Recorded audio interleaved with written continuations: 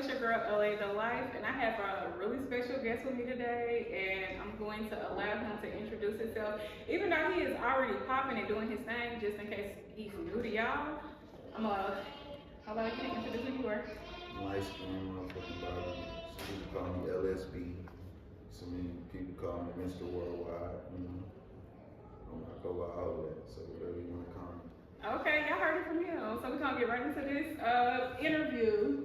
First of all, I want to say thank you for coming on. I appreciate it. So tell us about you. So I want to start like where are you from? East side of Atlanta. Of Atlanta. Okay, east side of Atlanta. You was born and raised. Georgia Baptist Hospital, 1990. Okay. Oh, you're a baby. Okay. Yeah, I love to hear that. 34, I'm still a baby. Appreciate it. Okay, that's dope. That's what's up. So what was like? I'm gonna go.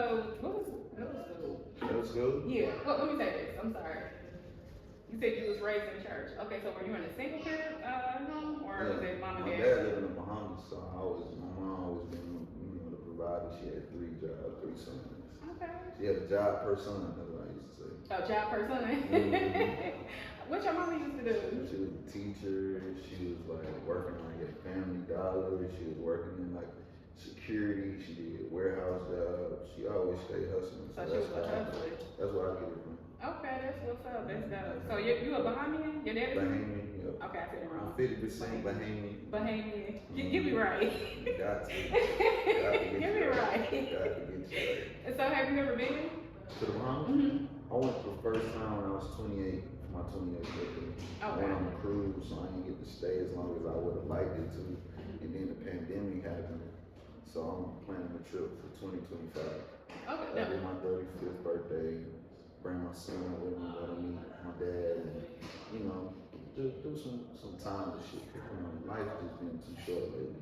Yeah, it is. We can't really predict a day. We can't even predict a second. Exactly. So with that, I just want to go in and make sure he gets to meet his grandfather for the first time, and take some pictures, do some family shit. Yeah, that'd be dope. That'd be a real nice experience. So that's dope. Okay, so let's get into your childhood. How was like middle school for you growing up in Atlanta?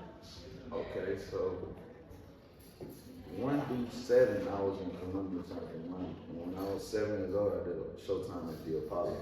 Okay. So that's when I knew like I was gonna do music my whole life because I seen how the crowd, like the energy off the crowd and how they was treating me like I was grown, and everybody loved me. And I was singing Nice and Slow by Usher back then, and it was just why is he so young singing that song and all that like that. So boom, so I'm 8 years old now. I'm in Atlanta, Fulton County or whatever. But my uncle, he was a teacher. He passed away in February. I'm sorry. But I appreciate it. But I had like the top score in like the whole county for like test scores or whatever. So and it was reading, writing, math. Like I was like real good in school, but I would never study. I just was good naturally. Okay. So I always just hurry and do my homework and get straight to the music. So moving forward until I graduated in 5th grade, going into middle school, it was like, what you gonna do now? You gonna keep singing other people's songs, or you gonna like really taking? I started writing my own songs and poetry when I was 9, but then I started turning them into songs so I could sing to the girls at school, and they'd be like, "Oh, make me a song, put my name in the song." Okay. So I started writing more and more and more, and then that's how I became who I am today, because it was like I knew what I was gonna do. It wasn't like what I'm gonna do, it was like how I'm gonna do it. You know what I'm saying? So 6th grade, I went to Freedom Middle School on the east side. And I'm still singing the Usher songs. I'm singing Tyrese. I'm singing Genuine. And people just love me. Like I was the light-skinned singing ass nigga. That's how people knew, oh, you talking about Breon? That's like my government or whatever. Right. So they knew me as, oh yeah, he just the nigga that be singing to all the girls and shit. So 6th grade, 7th grade, 8th grade, I'm winning all the talent shows. And then it's time to go to high school. I go to Stone Mountain High School. Okay. And when I went to Stone Mountain, they was just like, it ain't gonna be easy to win the talent shows like how it was when I was in middle school. And I was just like, I don't care, I'm just gonna do it. So then grade, I met this famous jazz player in my neighborhood. His name Deotis Ely. Okay. Y'all do y'all research on Yeah, we definitely He missed his stand up in it. That's his little, moniker or whatever. Okay. And so I seen all his tour buses outside, and I'm like, he got a live band studio downstairs, like, and he gave me this book called The Music Business. So when I read that book, it started putting me in on the splits, the percentages, and just the business in general, and not just being a bird to thinking that you're gonna be famous and rich and that's just how it goes. Now you gotta know the business because people will take advantage of you if you don't know what's going on. Exactly. For real. So 14, I would say that's when I really took the music serious. Super serious, because I wanted to know past being talented how I can make some money off of it. Okay. Smart. So you definitely already it seemed like genetically educated. And I would say genetically because your mom was a teacher. My uncle, my nephews, everybody teaches in my family. Yeah, so that's definitely a blessing. I love it.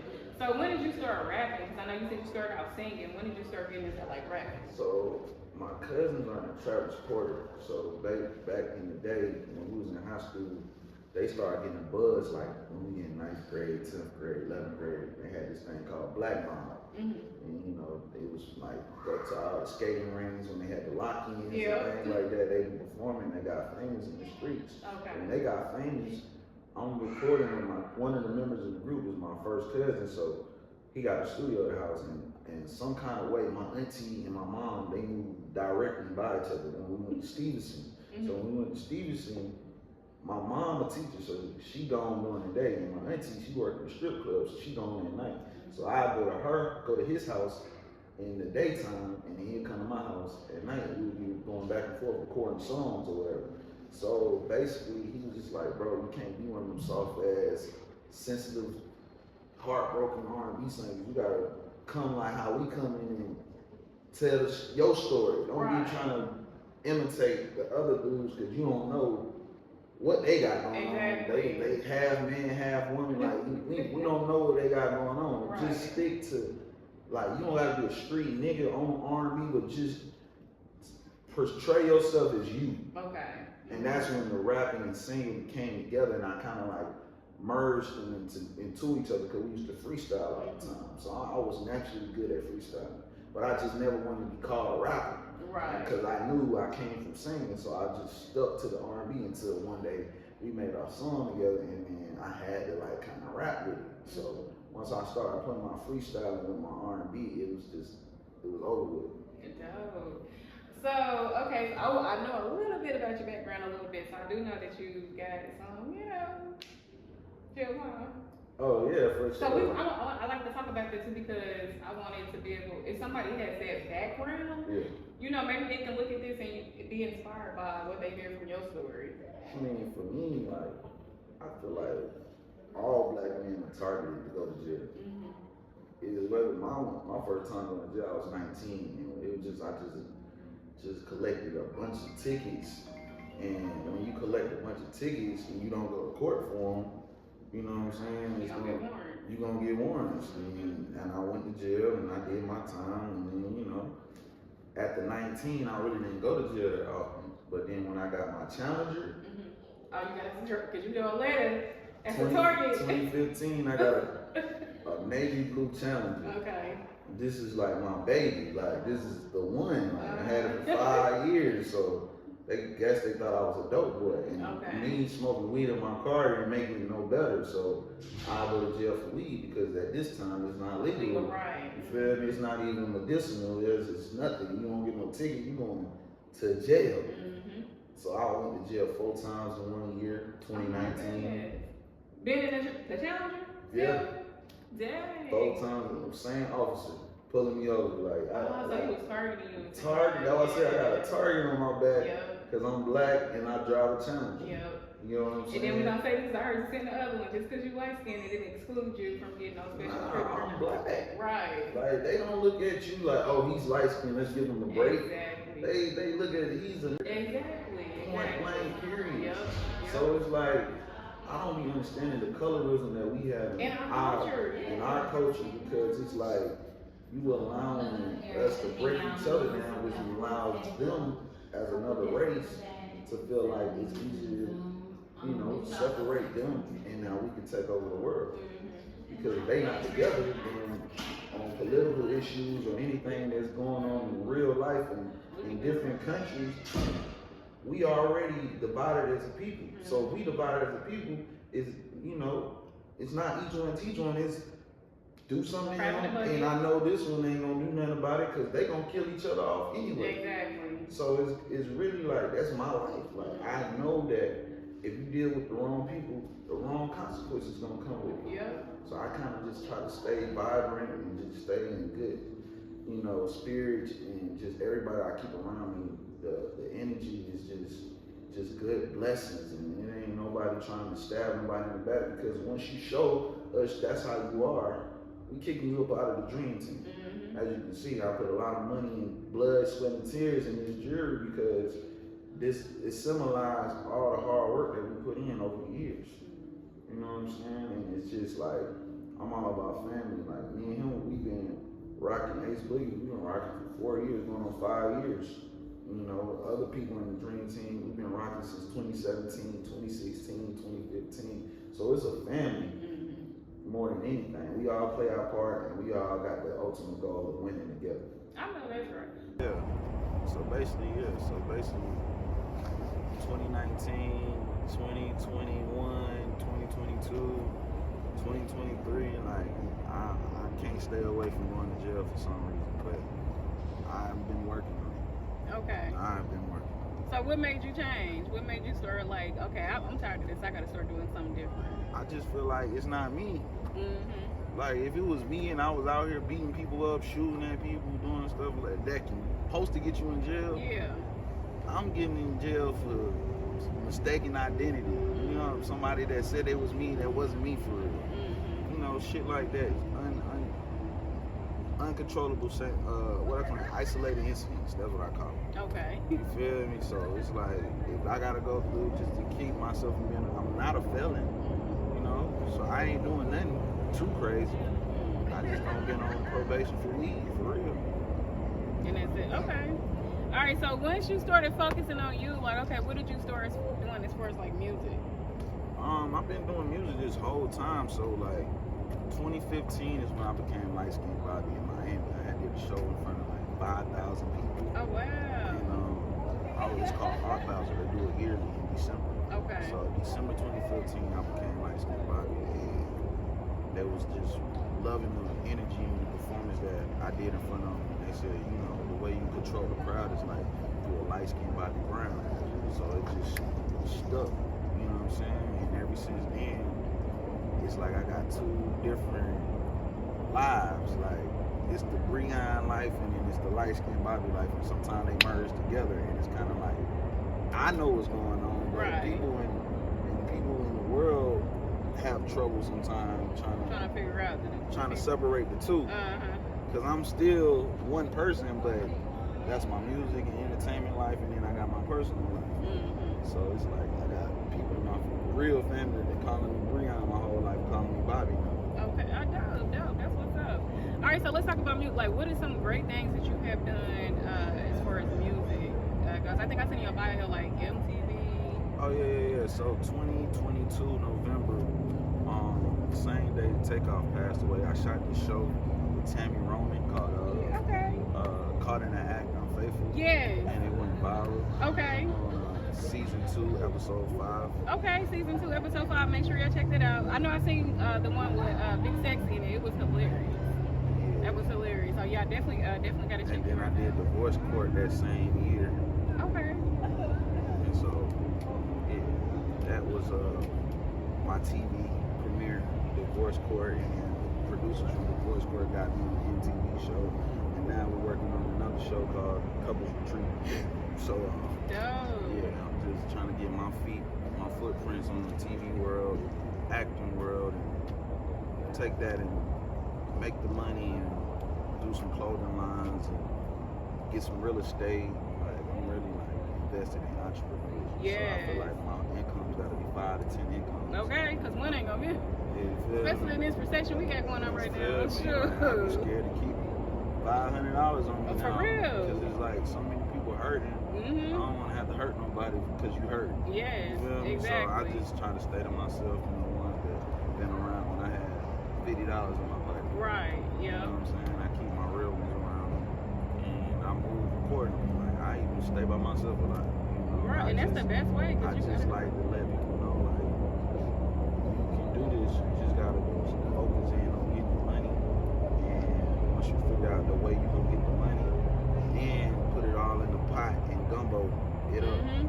Because you ain't gonna get nowhere without the money. Exactly. You ain't gonna get nowhere without people knowing you and vouching that you are who you say you are. You're just gonna be somebody doing music and a failed attempt at it.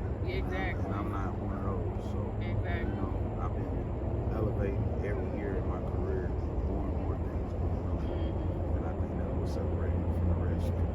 Dope, I love it. So what are some upcoming things that you have going on right now? I'm working on 2 albums. We got Worldwide 3, Dream Team University. And the Worldwide series is basically how I do my albums. It's kind of like, you know, the Light Skin Bobby thing.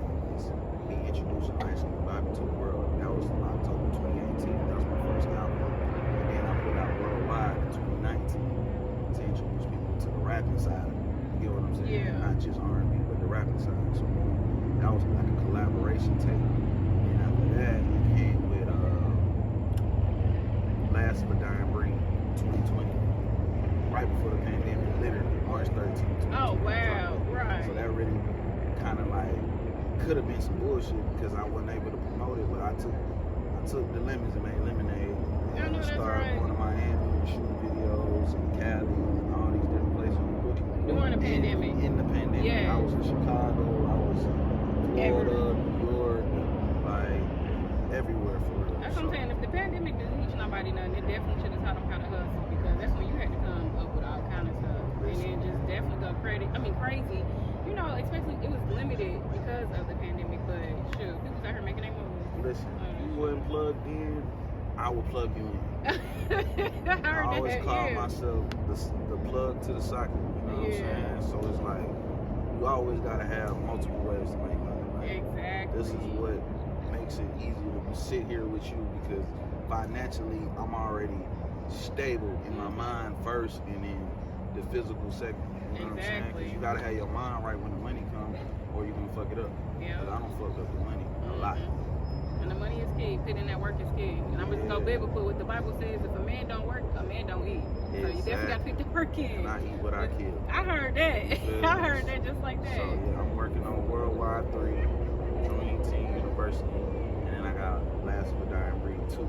Okay. And that's going to be like a sequel to the Pandemic album. But this time, I'm giving them like, I'm on some whole nother like country, worldwide shit. Like, I've been making songs when I came. I traveled out of the country every year. So last year I went to Bali.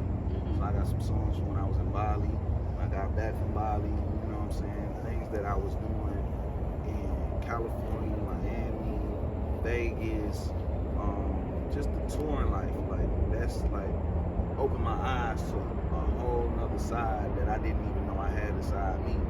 Another record, you know, like just me just honing in on who I am as an artist and not just saying let them pigeonhole me into being a rapper. Yeah. Not pigeonhole me into just making R&B. I can make Caribbean music. I can make whatever, you know, music with a message and conscious music that, you know, you're a single mom and you need somebody to encourage you to keep going. I'm that guy. Okay. You know what I'm saying? I'm all for the single mothers. Like I even had a event back in 2020, a charity event, and we gave back to the single mothers, helping them with Christmas, you know, giving them gifts, teeth cleaning, food. I had like 5 or 6 different sponsors. And that was my first game, and I haven't done it a lot after that because I've been touring. Okay. So after 2022, after 2020, I literally been touring every year. So we started with 5-city tour, 10-city tour, 2022. 15-city in 2023, and this year, Oh, this year. Yeah, And are you off tour now? Oh wow. Okay.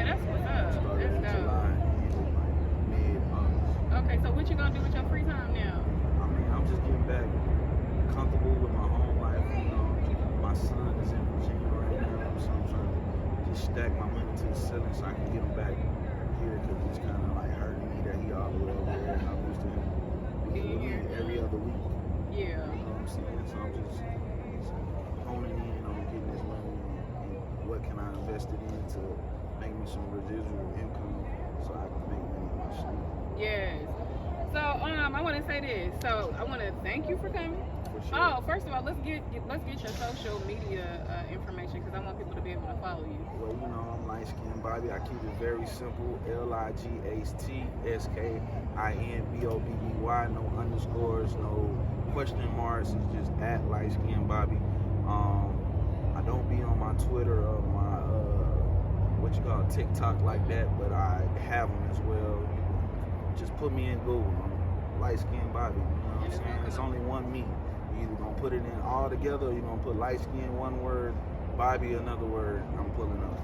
Okay, and so I want you to, because I know somebody out there probably going through what you've been through, and maybe they going through it right now, Right. and they need some encouragement. What encouraging words could you give them? Man, just stay focused and kick all the people that's not for you out of your circle. They like the number one thing God gave us was instincts, and if you listen to your instincts, the people are gonna show you they're not for you, and once they're not for you, kick them, remove them out your life, and focus in on the people that are for you, and you will save yourself a lot of time, money, and heartache, focusing in on the people that are for you naturally, and you're gonna get through it. I don't been down to the lowest of the low, and God always blessed me, because I always never gave up on myself. Don't give up on yourself, and your dreams will come true. Amen. Y'all heard it here with Light Skin Bobby. Make sure y'all tap on in. Thank you for coming through.